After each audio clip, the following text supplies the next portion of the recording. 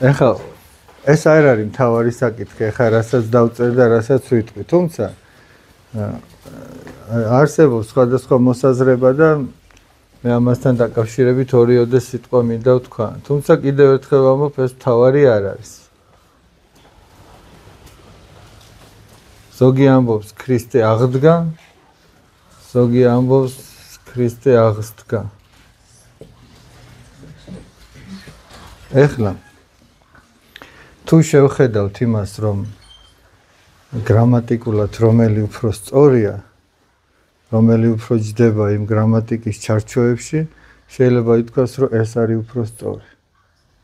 მაგრამ ეხლა ნახეთ. გრამატიკა ეხება ყველა იმ საკითხს, რაც ზოგადია და რაც არაერთხელ მომხდარა და გრამატიკა ცდილობს შეიმუშაოს რაღაცა წესი ყველაფრისთვის. ყველასთვის საერთო წესი უნდა იყოს, მაგრამ ქრისტეს აღდგომა ერთადერთი მოვლენა. არ არსებობს სხვა ქრისტე და არ არსებობს სხვა აღდგომა. აი მაგალითად, როდესაც ქრისტემ გააცოცხლა, ანუ მკვდრეთით აღადგინა იაიროსის ქალიშვილი. ჩვენ ვერ ვიტყვით იაიროსის ქალიშვილზე, რომ ის აღსდგა. იმიტომ რომ ის კი არ აღსდგა, ის ქრისტემ აღადგინა.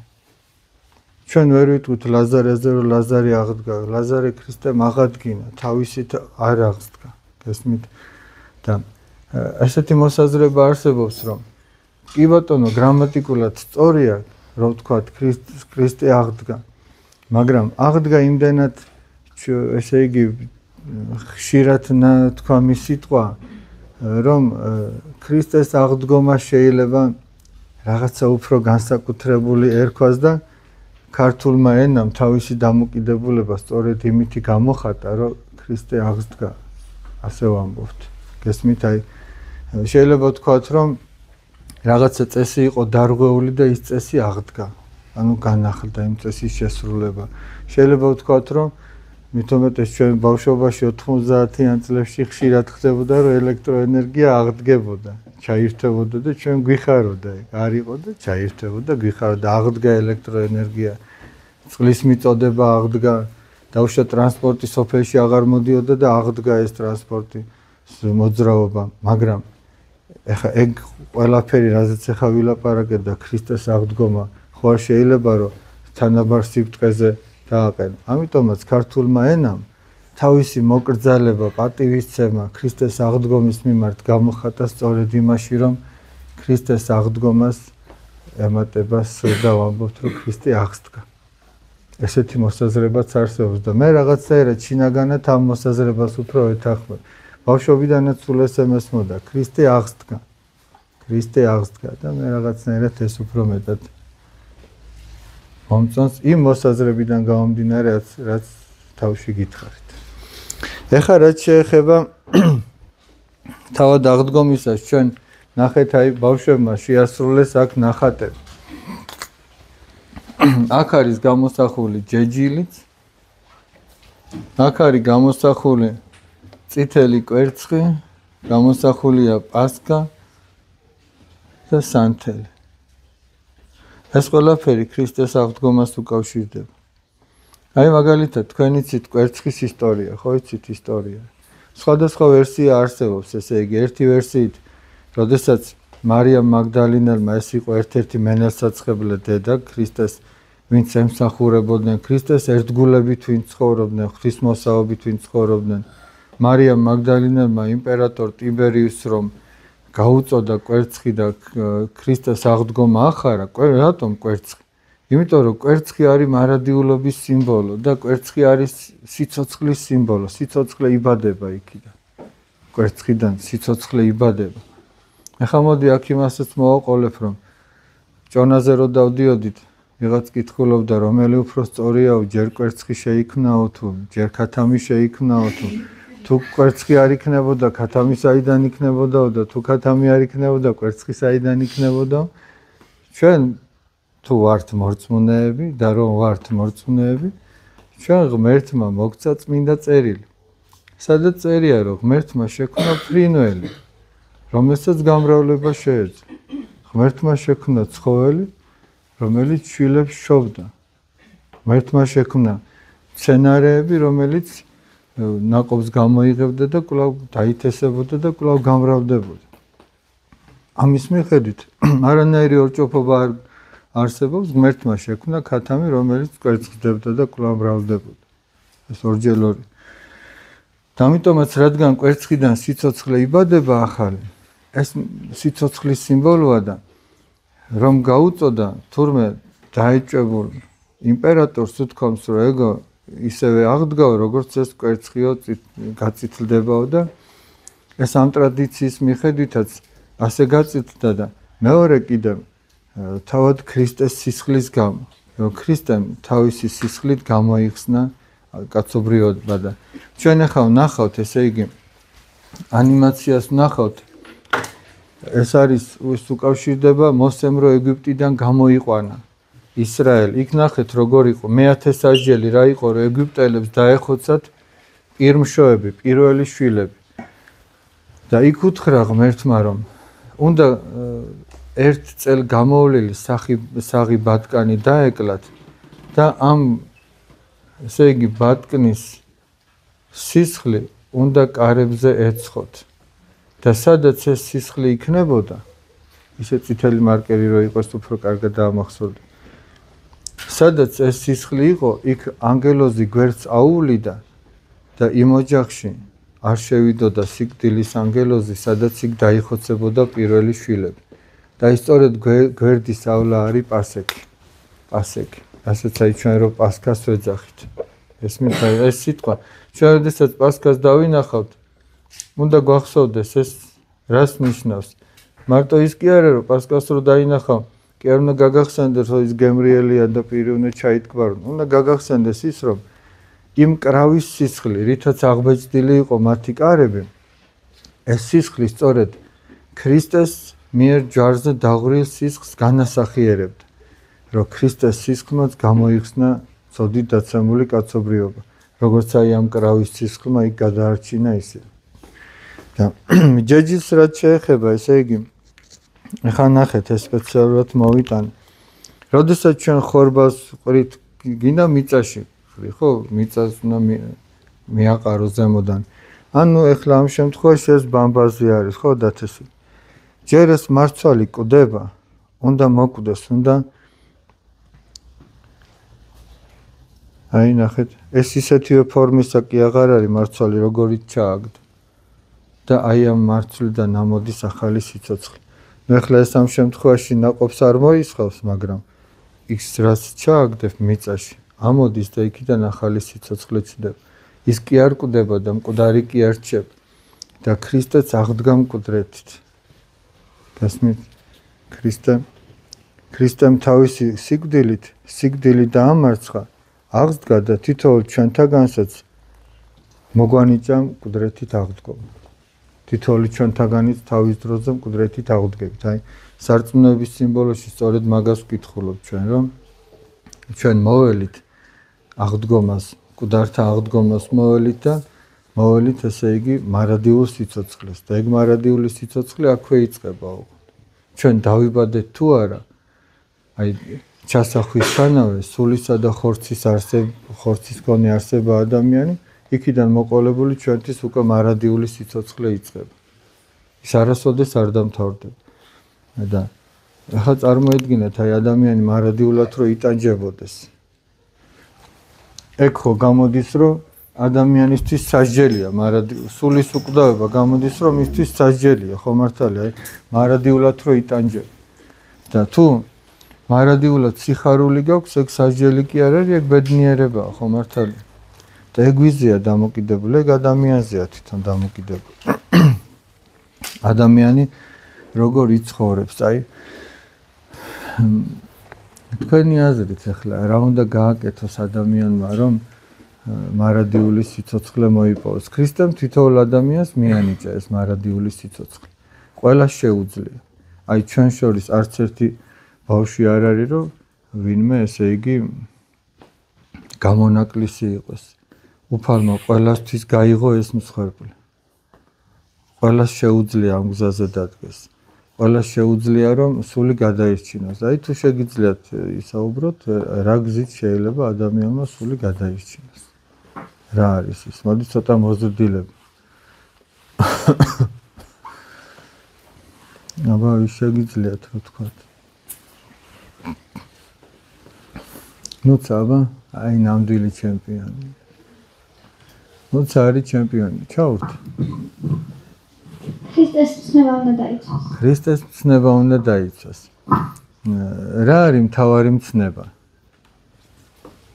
რა არის მთავარი მცნება? ქრისტეს მთავარი მცნება რა არის? თქვენი აზრით. ყავახوار მოგიტანო. აიგრე ფეხი გადადებული ქრისტეს ცნებებზე როგორ ილაპარაკებ? აბა ნიკოლას. ჩემი აზრით ქრისტეს მთავარი მცნება პატივეც მამას შენსა და დედას შენსა. რა დაკეთილი გვიყოს შენ და დღეებზე იყო ქვეყანაზე და რადგან ამ ცნებას თუ შევასრულებთ, ანუ ყველა რაიონის ცნებას თუ შევასრულებთ, ასე ვთქვათ, არ იქნება სწორი მაინც. კი ბატონო, აი თავად უფალმა რა თქვა, რა არის მთავარი მცნება? ივანე. გიყვარდეს მოყვას შენი თერთოთოში. კი ბატონო, აბა ჩემპიონსაც კითხოთ. და ყველას ისე მოიქცე, როგორც ჩემ მინდა რომ მოგაქცნა. ხო, ნუ ეგ ივანეს ნათქვამის პერიფრაზია. აბა კიდე რა? აბა ნანუკა, რა არის მთავარი მცნება? გიყვარდეს მოყვას შენი მითანსა თავისი და შეიყვაროს შენი მთელი შენი კონექტი. ანუ მთავარი მცნება რა არისო? გავნევთ თუ რაშია საქმე? არ გავნევთ სინამდვილეს. როდესაც მაცხოვართან მიდიან უფალს რო ეკითხებიან რა არის მთავარი? უფალი ომნევა, უფალი ღმერთი შენი, უფალი ერთ არსო, ერთია და შეიყვარე უფალი ღმერთი შენი მთელი გონებით, მთელი გულით, მთელი ძალით, მთელი სულით. ეს არისო მთავარიო და მეორეო მსგავსი ამისიო. აი ამ მთავარი მცნების მსგავსიო. რომ შეიყვარე მოყვასი შენი ვითარცა თავისთვის. ესე იგი ჯერ უფალი შეიყვარეო და მერე მოყვასი შეიყვარეო და როგორც შენი თავიო და აი ეს ორი მცნება არისო, რაზეც მთელი სხვა მცნებები და მთელი რჯული არის ჩამოკიდებული. ეს ორია მთავარი. აი მთელი რჯული რომ შეკრიბო, ქრისტეს ყველა მცნება რომ შეკრიბო, გამოვა ეს ორი. პირველი რომ ღმერთი შეიყვარო და მეორე მოყვასი შეიყვარო და თუ მოყვასი არ შეიყვარე, არაფერში არ გამოჩნდება რომ შენ ღმერთი გიყვარს. მოყვასის სიყვარულში ჩანს უკვე რომ ღმერთი გიყვარს. აი ხა მე ვაპირებ დღეს ცოტა წავიკითხოთ მამა გაბრიელთან დაკავშირებით. აი ქართველი დიდი წმინდანი. მე ნატროფ ესე იგი რომ როგორც მამა პაისიზე ფილმი არის გადაღებული, აიგრე რომ მამა გაბრიელზე ფილმი იყოს გადაღებული, ადამიანი ბევრ საოცარ რამეს აღმოაჩენს. მისი ცხოვრება არის სწორედ დადასტურება ქრისტეს მკვდრეთით აღდგომისა. აი ადამიანი მის ცხოვრებას რომ წაიკითხავს. არის საკმაოდ ხელტანიანი წიგნებიც მამა გაბრიელზე, მაგრამ მე ერთი პატარა ბროშურა მოვიტანე თქვენთვის ძალიან რო არ გადაგღალოთ კითხვით და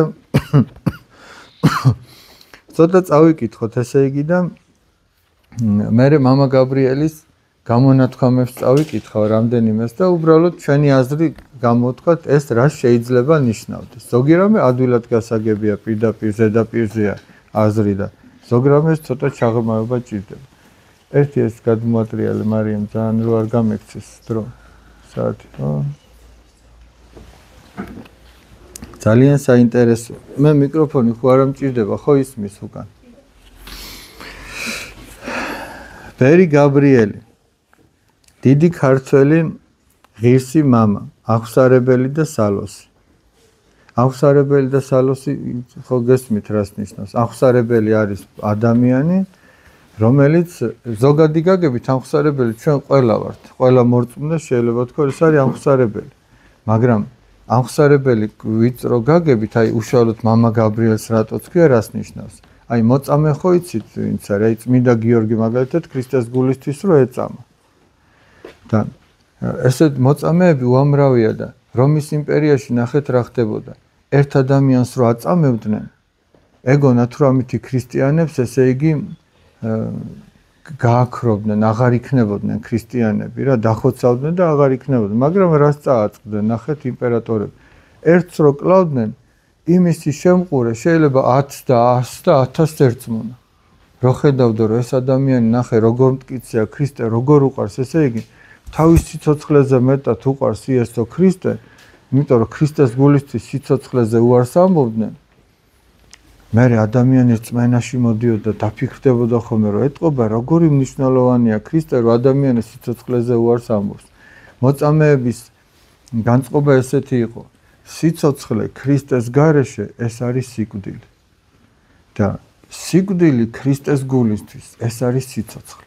და ეგეთ ადამიანს მარტო რომ ლაპარაკობს კი არა, ეხლა მე მარტო ვლაპარაკობ, მაგრამ ის ვინც ლაპარაკობს დამოედროს თან არც מחვილს არ უშინდება და ქრისტეს გულისთვის სისხლს დაღურის და მოკვდება და ამას რო ხალხი ხედავს, ისინი რწმენაში მოდიოდნენ. და 10 მოწამის ნაცვლად შეიძლება 100 და 1000 ადამიანი რწმენაში მოსულიყო და უფრო მრავლდებოდა ქრისტიანთა რიცხვი. ამიტომ იმპერატორებმა რა გადაწყვიტეს? მოდიო, შევაშინოთო, სიკვდილამდე მივიყვანოთ, ვაწამოთ და თუ მაინც არ მოკვდაო, თუ მაინც არ გატყდაო, აღარ მოვკლათ, იმიტომ რომ ჩვენ რო ამას ვკლავთ, უამრავი ხალხი მოდის რწმენაში. ამიტომ აღარ მოვკლათ და მაგ ადამიანებს ეწოდებოდა თამხსარებელი. ვინც ქრისტეს გულისთვის ეწამა, მაგრამ ამ წამების გამო არ გარდაცვლილა. და მამა გაბრიელს ამიტომ კი ამხსარებელი, ის ქრისტეს გამო ეწამა, მაგრამ ამ წამების გამო არ გარდაცვლილა. სალოსი რატო ქვია? სალოსი არის ადამიანი, ვინც თავად ძალიან ბრძენია, მაგრამ გაურბის ყველანაირ ადამიანურ დიდებას. აი ვიღაცას რა ეთქვა, რომ იქ მამა გაბრიელი ესე წმინდა ცხოვრობს, ესე ბრძნულად არიგებს ხალხს. მაგას გაურბის და თავს მოისულელებს, ადამიანებს სულელად აჩვენებს თავს, იმისათვის რომ თავისი სიბრძნე და ღვთისმოშიშება დაფაროს. აი მაგალითისთვის ერთ მაგალითს გეტყვით. მაგალითად მამა გაბრიელი სამთავროს დედათა მონასტრის წინ იდგა და ქილა ეჭირა ხელში, ჩამოასხავდა ღვინოს, დაელოცებოდა, დალევდა და ხალხი უყურებდა და ამბობდა რომ ეს ლოთია. მაგრამ მე ერთი ბიჭი რო არ დაბრკოლებულიყო, გაასინჯა და ალუბლის წვენი გამოდგა.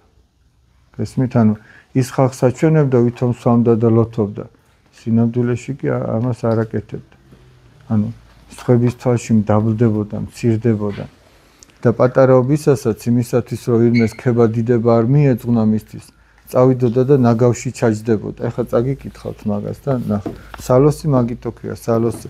ეს სალოსობის ღვაწლი უიშვიათესია ეკლესიაში. აი როგორც მოწამეებია ბევრი, ამხსარებელი ბევრი, ღირსი მამები, ვინც მონასტერში ცხოვრობენ. მაგდენი კი არ არის სალოსები, ეს არის როგორც იტყვიან თითზე ჩამოსათვლელი. ეს არის ურთულესი და აღმატებული ღვაწლი. მაგალითი სიმდაბლისა, მონაზვნობისა და მოყვასის სიყვარულისა, რომელსაც ამ ქვეყნიურ ცხოვრებაში არ მოკლებია ტკივილი, დევნა, დაცინვა და ლანძღვა. ანუ აი ქრისტიანობის გზა, ეს კი არ არის იავარდით მოფენილი გზა. არაბინ ნახეთ, არც დაცინვა მოკლებია, არც ლანძღვა, არც ტკივილი, არც დევნა. ანუ ფაქტიურად არაფერი ის არ მოკლებია, რაც ქრისტესაც შეეხო. ქრისტემაც ეს გზა გაიარა ჩვენთვის. ვაშკაცო, შენ თუ ვერ ისვენებ, დედიკოსთან ერთად დაჯექი. კარგი? მამა გაბრიელი ბავშვობაში გოდერძი ვასილის ძე ურგებაძე, გოდერძი ერქვა პატარაობაში. დაიბადა თბილისში 1929 წლის 26 აგვისტოს ნავთლუხში. ნავთლუხი ერთ-ერთი დასახლება არის თბილისში. პატარა გოდერძი ჩვილობაშივე მონათლეს წმინდა ბარბარეს ტაძარში. ერთი პულტი მომაწოდე. თან ის ტაძარი მინდა გაჩვენოთ. რაზეც საუბარია, რომ თქვენ თან უფრო კარგად ავიღოთ. ესეთი ცხოველი. აი ეს არის წმინდა ბარბარეს ტაძარი. მისი ნათლია იყო ყოფილი მოწყალების და თამარ ბეგიაშვილი. დაახლოებით 2 წლის იყო გოდერძი, როცა მამა მოუკლეს.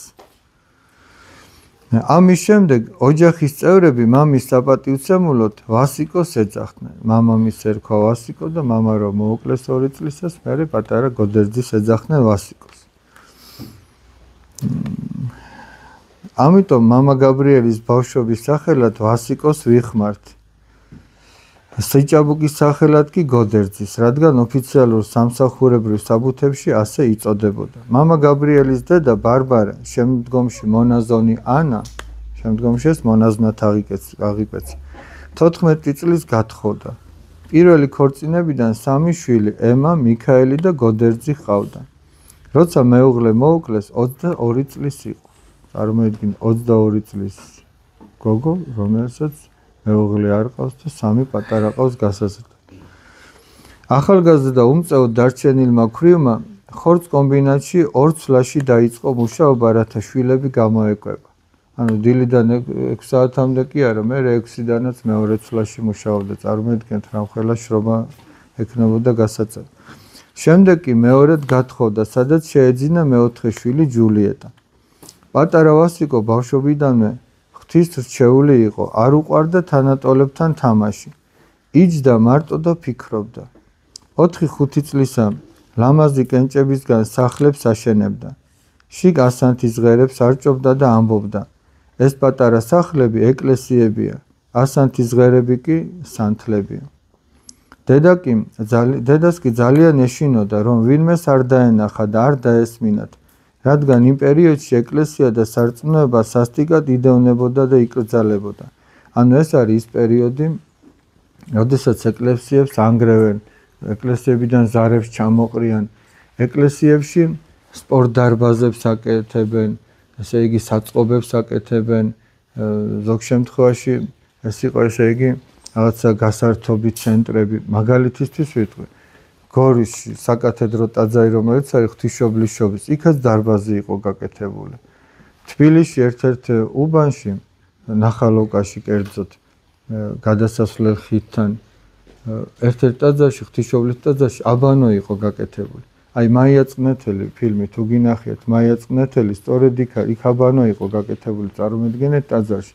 ამ კომუნისტები ამას აკეთებდნენ, რომ ადამიანისთვის ეს რწმენა გამოეცალა და ეს ის პერიოდი, ამიტომაც დედას ეშინია. არც დასმენები იყო უცხო, ანუ არც დაბეზღებები იყო უცხო, ვიღაცა დააბეზღებდა, რომ ამ ოჯახში ბავშვი მორწმუნეა, ესე იზრდება და მეორე პრობლემები ექნებოდა. პატარა ვასიკო საოცრად ჰუმანური ბავშვი იყო, ასე რომ მშობელს თაგვისთვის ხაფანგსაც კი არ ადგმევინებდა. წარმოიდგინე, აი როგორი კეთილი უნდა ყოფილიყო, რომ თაგვიც კი ებრალებოდა, რომ ხაფანგს არ ადგმევინებდა. თაგვებს ცოცხლად იჭერდა და სახლიდან მოშორებით უშვებდა. 6 წლის იყო ვასიკო, როდესაც 24 სკოლაში მიიყვანეს. იგი განსაკუთრებით გამოირჩეოდა თავისი კეთილი ბუნებით. წერა-კითხვა და არითმეტიკა ადვილად აითვისა. მაგრამ ერთმა მოულოდნელმა ამბავმა მისი ცხოვრება ძირფესვიანად შეცვალა. ეხლა აი ყველაფერ ცუდში რაღაცა კარგიც რო არის ხოლმე. ნახეთ რა მოხდა.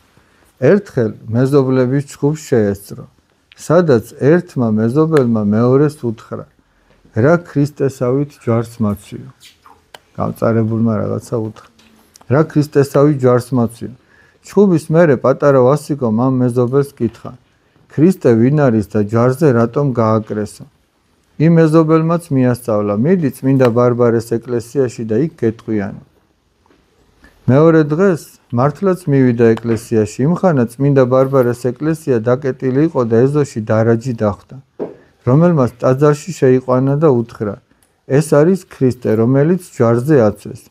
და თუ მიზეზი გაინტერესებს, ეს ქრისტეს ისტორიის წიგნში წერია. რომელია ქრისტეს ისტორიის წიგნი? სახარება, ბიბლია, ახალი აღთქმა. ანუ ბიბლია ორ ნაწილად იყოფა, არის ახალი აღთქმა და არის ძველი აღთქმა. ძველი აღთქმა არის ქრისტემდე მოვლენები, ახალი აღთქმა ქრისტეს და ქრისტეს შემდეგ. როცა მამინაცვალი ვასიკოს რამის საყიდლად აგზავნიდა, ხურდას უტოვებდა. ცოტა ფული შეგროვილი ჰქონდა, ცოტაც მიამატა, სულ 7 თუმანი მოუგროვდა. ახლა ბევრი ეგრეთ წოდებული დამთხოვები იქნება, რატომ მაინც და მაინც 7 თუმანი. იფიქრა საკმარისიაო და იქვე ბაზრობისკენ გაეშურა. ამ ამბავს თვითონ მამა გაბრიელი ასე იგონებს, მთელი ბაზრობა შემოვიარა. ვინც წიგნს ყიდი და ყველასთან მივედი და ვეკითხებოდი ქრისტეს ისტორიაზე, მაგრამ არავის ჰქონდა. ეხლა თქვენ წარმოიდგინეთ, ეს ის პერიოდია, როცა ყველას ეშინია, რომ თქვას, რომ მორწმუნეა.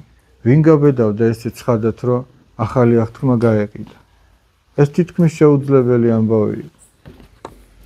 ბოლოს დაღონებული სახლში რომ ბრუნდებოდი, გასასვლელში რიგიდან ცალკე მდგომი თეთრი თმაწვერით მოხუცი დავინახე, რომელსაც ხელში წიგნი ეკავა. დავხედე წიგნს, ახალი აღთქმა ეწერა. მაინც ვიკითხე, ხა ხო არ იცის ახალი აღთქმა რას ქვია, ეს ქრისტეს ისტორიის წიგნს ეძებს. მაინც ვიკითხე.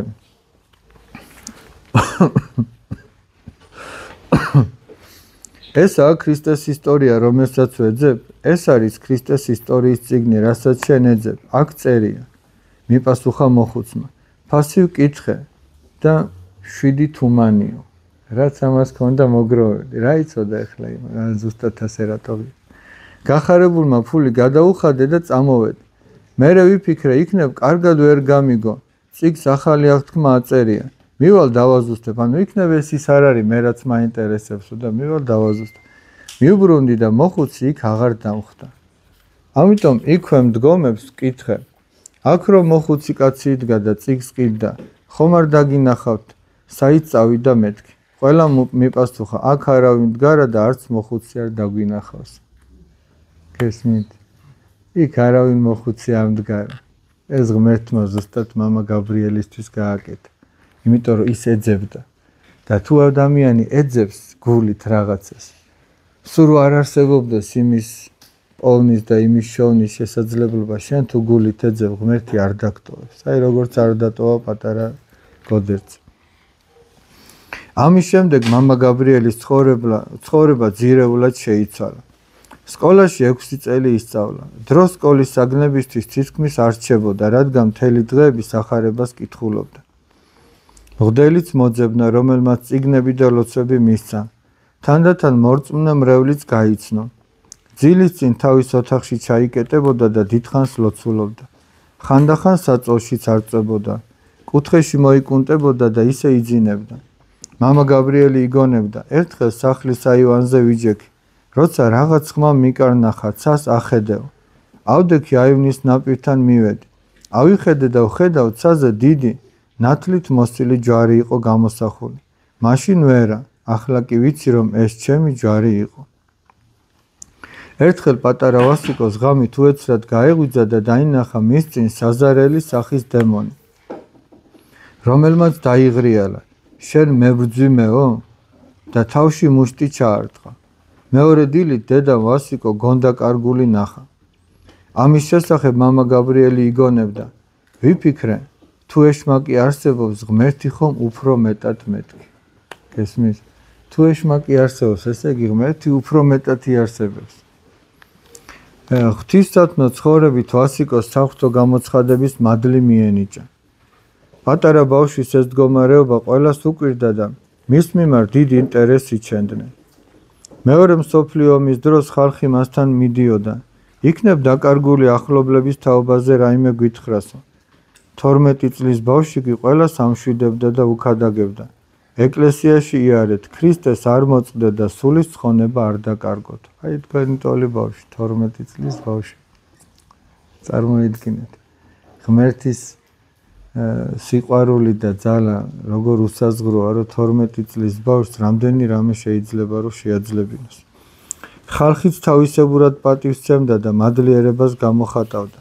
რის გამოც ხანდახან უბანში გამოსაჩენ ადგილას ნაგავში ჩაჯდებოდა და თავის თავს ეუბნებოდა. არ დაგავიწყდეს ვასიკო, რომ ეს ნაგავი ხარ და თავი დიდი ვინმე არ გეგონოს. აი რა ხელა სიმდაბლე ქონდა და ეგეთი სიმდაბლე რო ქონდა, ღმერთი კიდევ უფრო მეტად აჯილდოვებდა თავისი ნიჭებით და თავისი მადლით. ეხლა მაგალითად რომ გაამაყდეს ამ დროს ადამიანი და თქვას რომ ნახეთ აიმე თავი მოსწონდეს რა მაგარ რაღაცებს ვეუბნები ხალხს. ზოგს ისეთ რამეს ეუბნებოდა რომ წარმოუდგენელი იყო ადამიანისთვის, რომ ეგ ვინმე შეიძლება და სწოდნოდა. იმ დროს ნავთლუღში მხოლოდ საკუთარი სახლები იყო. იყვნენ ადამიანები, რომელთაც დევნის მიუხედავად ხატები ნაგავში გადასაყრელად ვერ გაიმეტეს და სხვენში ან სხვაგან შეინახეს. ნახეთ, ზოგი სახლში ხატებს ვერ იჩერებდა, ემად ვინმე არ შემოვიდეს. გახსოვთ აი სერაფიმას არაჩვეულებრივი მოგზაურობა რო იყო, იმ ქალს სახლში ჩუმად რო ქონდა ხატები, ჩაკეტილი. აი ეგრე იყო ხალხი. ექიმთან რომ მიდიოდა, ეხლა ჩვენ რომ ჯვარი გვიკეთია და ზოგს საყურეთაც რო უკეთია, მე ძალიან არ მომწონს. ზოგს გამოჩასაჩინოთ როგორც სამკაულე. ჯვარს ეგრე კი ვერ იკეთებდა ადამიანი. ექიმთანაც რომ მიდიოდა, ზოგი იხსნიდა ჯვარს, ეშინოდა. რომ იმას გაეგო, რომ მორწმუნე იყო და ამიტომ სახლებიდან ხატები ზოგმა ნაგავზე გადაყარა, წარმოგიდგენიათ. მე პატარა გოდერძი, მამა გაბრიელი დადიოდა ამ ხატებს ამოიღებდა, გაასუფთავებდა და სახლში ჩამოკიდებდა. თანდათან წმენაც მინელდა და ხატების დავიწყებას მიეც, ანუ ზოგმა რო შეინახა სხვაში ის ხატები გადაავიწყდა. ეხლა ნახეთ რა ხდება. ვასიკო კი მივიდოდა და ეტყოდა: თქვენთან სახლში ამა და ამ ადგილას ხატი გისვენიათ. რა იცოდა ეხლა? წარმოიდგინე ხა სადგურზე ვიღაცა სადღაც ხატი აქვს სახურავში. და ეუბნეოდა რომ აი ამ ადგილზე ხატი გაქვს და შენ თუ ვერ მოულიო, მე გამატანე და მე მოულიო. და ზოგი ატანდა ამ ხატებს, ზოგს შეწყებოდა, სინდისი ამხელდა და ჩამოიღებდა და თვითონ მოულიდა. მომეცით ჩემთან იქნება, ხოლო შემდეგ თუ სურვილი გექნებათ, ისე უკან დაგიბრუნებთო. ზოგი ადამიანი ნანობდა, ზოგიც კი ხატებს ატანდა. მამა გაბრიელის დედა ბარბარე მორწმუნე კი იყო, მაგრამ მაინც ფიქრობდა, რომ შვილს მეტი მოსდიოდა. დაძაბულობა დედაშვილს შორის თანდათან მატულობდა და ერთ-ერთი შელაპარაკების დროს ბარბარე ისე გარისხდა, ჯერ ხელით სცემა, შემდეგ სახლიდან სახარება გამოიტანა და ეზოში საკანალიზაციო მილში ჩააგდო. თან დააყოლა: ამან მოსპო შენი ცხოვრებაო. ვასიკომ ამოიღო სახარება, გაასუფთავა, გულში ჩაიკრა და ატირდა. გვიან ღამით კი აიღო სახარება და სახლიდან გამოიპარა. მცხეთის გზას დაადგა. ჯერ სამთავროს მონასტერში მივიდა. თან მონასტერიც გაჩვენეთ. ეს არის სამთავროს მონასტერი, ეს არის ფერისცვალების ტაძარი, თავარი ტაძარი. ჯერ სამთავროს მონასტერში მივიდა. მაშინ დედათა მონასტრის წინამძღვარი დედა ანუსია კოჭლამაზაშვილი იყო. დედა ანუსიამ ყმაწვილი თბილად მიიღო, წვნიანი აჭამა და დაარიგა სვეტიცხოველში წასულიყო მამებთან, ანუ იქ მამათა მონასტერი იყო სვეტიცხოველში, სამთავროში დღესაც დედათა მონასტერი. დამწუხრებული ბავშვი ფერისცვალების ტაძარში შევიდა და ივერიის ყოვლადწმინდა ღვთისმშობლის ხატს შეევედრა. ნახეთ ახლა გულწრფელი, ლოცვა, სურვილი, როგორ შეიწირება და როგორ ესე იგი შეუსმენელი არ არჩება. ნახეთ რას ევედრება, რომ ამ მონასტერში სენაკი და ცხოვრების ნება მიეცა. რომ ერთი პატარა ოთახი და ცხოვრების ნება მიეცა და მართლა ცხოვრების ბოლომდე იმ მონასტერში ცხოვრობდა მამა გაბრიელი. იქ იყო კოშკი, სადაც მამა გაბრიელს კელია ჰქონდა, ანუ სენაკი ჰქონდა გაკეთებული. შემდეგ კი გამოვიდა და ჭიშკართან დაჯდა. მონაზონი, რომელსაც ჭიშკარი უნდა დაეკეტა, გაუწყრა, ახლა ძაღლები უნდა აგვეშვა, ხომ შეიძლება რომ დაგლიჯონ. ვასიკო მონასტრის ეზოდან გამოვიდა და გალავანთან აპირებდა დაჯდომას, მაგრამ გველი დაინახა. იფიქრა ღვთის ნება ასეთიაო და სვეტიცხოველში წავიდა. ეს არის 12 წლის ბავშვზეა ლაპარაკი.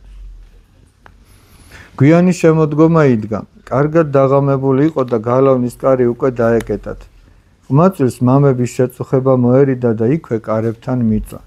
წარმოიდგინეთ, აი რამხელა მოკრძალება აქვს, რამხელა აი პატივისცემა ჰქონდა და თამდაბლობა, რომ კი არ დააკაკუნა, კი არ ითხოვა, შუაღამეა, შემოდგომა, ცივა, სიბნელეა და 12 წლის ბავშვი მონასტრის კარიბჭესთან იძინებს.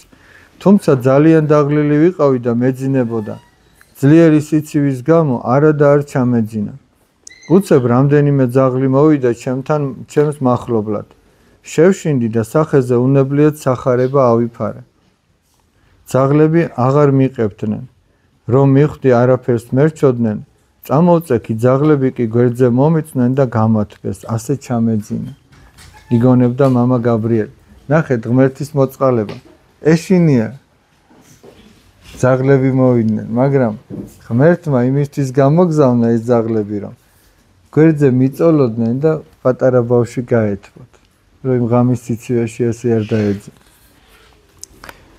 იმიტომ ამბობ, რომ მამა გაბრიელზე მოხდეს ღვთისმადლი და ეს ფილმი რო იქნას გადაღებული და ამას ესე თან ხო რეალური ისტორია ხო არ არის მოთხრობა ზღაპარი გამოგონილი ხო არ არის ეს რაც მოხდა რეალობაში რაც მოხდა გასაოცარი იქნა დილით ადრე სვეტიცხოვლის წინამძღვარი გამოვიდა საქმეზე მიიჩქაროდა აი დააკვირდით საქმეზე მიიჩქაროდა კარების ჭრიალის ხმაზე ძაღლები გაიფანტნენ და ვასიკომაც გაიღვიძა წინამძღვარმა კარებთან დაწოლილი ბავშვი რომ დაინახა უთქვამს შვილო აქ გეძინა ხომ არაფერი დაგიშავდა რატომ არ დაგვიძახე ვაი ჩემს თავს მე რა მაცხოვნებს შენ პატარას გარეთ ციცივეში გეძინა მე კი თბილ ოთახში არქიმანდრიტმა ვასიკო ოთახში შეიყვანა ცხელი ჩაი დაალევინა ამბები გამოკითხა ნახეთ თავში რა ეწერა ეჩქარებოდა მაგრამ სტუმარი ხო ღვთისაა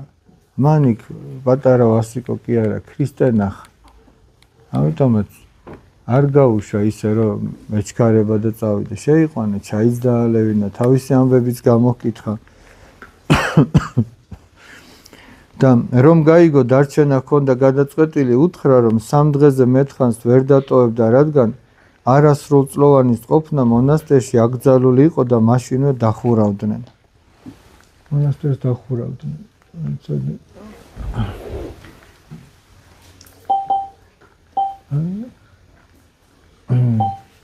სვეტიცხოვლის ტაძარი მაინც თვალსაჩინოებისთვის ძალიან ხო არ აღლიბა ხო არ დაგღალეთ ძალიან მაგრამ ძალიან საინტერესოა